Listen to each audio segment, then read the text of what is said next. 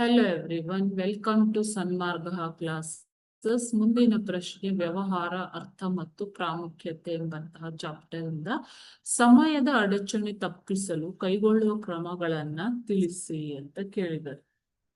ವ್ಯವಹಾರದಲ್ಲಿ ಸುಗಮ ನಿರ್ವಹಣೆಗೆ ಅನೇಕ ರೀತಿಯ ಅಡಚಣೆಗಳು ಬರ್ತವೆ ಮಕ್ಕಳೇ. ಯಾವುದು ಅಂತಂದ್ರೆ ಸ್ಥಳದ ಅಡಚಣೆ. ಮೊದಲನೆಯದಾಗಿ ಸ್ಥಳದ ಅಡಚಣೆ. ಇದನ್ನ ಹೇಗೆ ನಿವಾರಿಸುವುದು? ಸಾರಿಗೆ ವ್ಯವಸ್ಥೆಯಿಂದ, ಓಕೆನಾ? ಅದೇ ರೀತಿಯಾಗಿ ಹಣಕಾಸಿನ ಸೇವೆ. ಹಣಕಾಸಿನ ಅಡಚಣೆ ಬಂದಾಗ ನಿಮಗೆ ಬ್ಯಾಂಕುಗಳು ಅಥವಾ ಹಣಕಾಸಿ ಸಂಸ್ಥೆಗಳು ಸಹಾಯ ನೀಡುತ್ತವೆ. ನಷ್ಟ ಭಯದ ಒಂದು ಅಡಚಣೆ ಬಂದಾಗ, ಲಾಸ್, ಓಕೆ, ನಷ್ಟ ಭಯ ಬಂದಾಗ ವಿಮಾ ಕಂಪನಿಗಳು ಸಹಾಯ ನೀಡುತ್ತವೆ.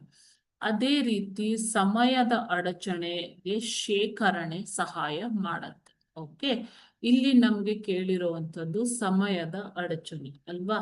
ಸೊ ಸಮಯದ ಅಡಚಣೆಗೆ ನಮಗೆ ಯಾರು ಸಹಾಯ ಮಾಡ್ತಾರೆ ಮಕ್ಕಳೇ?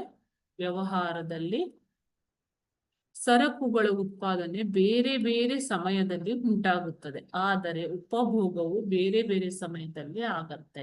ಸೊ ಇದನ್ನ ಕಾಲ ಕಾಲಕ್ಕೆ ಗ್ರಾಹಕರಿಗೆ ಒದಗಿಸಲು ಶೇಖರಿಸಿ ಇಡಬೇಕಾಗುತ್ತೆ. ಉತ್ಪಾದನೆ ಮಾಡಿದ ತಕ್ಷಣ ಗ್ರಾಹಕರು ಅದನ್ನ ಕೊಂಡುಕೊಳ್ಳದೆ ಇರಬಹುದು ಅಲ್ವಾ? ಬೇರೆ ಟೈಮಲ್ಲಿ ಅದನ್ನ ಪರ್ಚೇಸ್ ಮಾಡ್ತಾರೆ.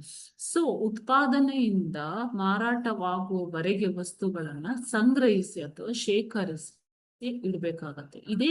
ಇದನ್ನೇ ನಾವು ಸಮಯದ ಅಡಚಣೆ ಅಂತ ಕರಿತೀವಿ. ಓಕೆ, ಸೊ ಇದಕ್ಕಾಗಿ ಉಗ್ರಾಣ ವ್ಯವಸ್ಥೆಗಳನ್ನ ಒದಗಿಸಲಾಗಿದೆ.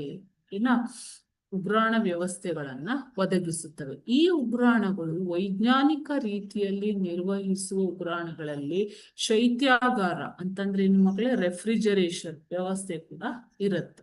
ಓಕೆ, ಸೊ ವೈಜ್ಞಾನಿಕ ರೀತಿಯಲ್ಲಿ ನಿರ್ಮಾಣವಾಗಿರುತ್ತೆ, ಅದೇ ರೀತಿ ರೆಫ್ರಿಜರೇಷನ್ ವ್ಯವಸ್ಥೆ ಕೂಡ ಇರುತ್ತೆ. ಇದು ಸಮಯದ ಅಡಚಣೆ. ಓಕೆನಾ? ಅಡಚಣೆ ತಪ್ಪಿಸಲು ಕೈಗೊಳ್ಳುವಂತಹ ಕ್ರಮಗಳು. ಅದೇ ರೀತಿ ಕೊನೆಯ ಒಂದು ಅಡಚಣೆ ಅಂತಂದ್ರೆ ಜ್ಞಾನದ ಅಡಚಣೆ. ಇಲ್ಲಿ ಜಾಹೀರಾತುಗಳ ಮೂಲಕ ತಿಳುವಳಿಕೆ ಕೊಟ್ಟು ವಸ್ತುಗಳನ್ನ ಕೊಳ್ಳುವಂತೆ ಮಾಡಲಾಗುತ್ತೆ. Thank you.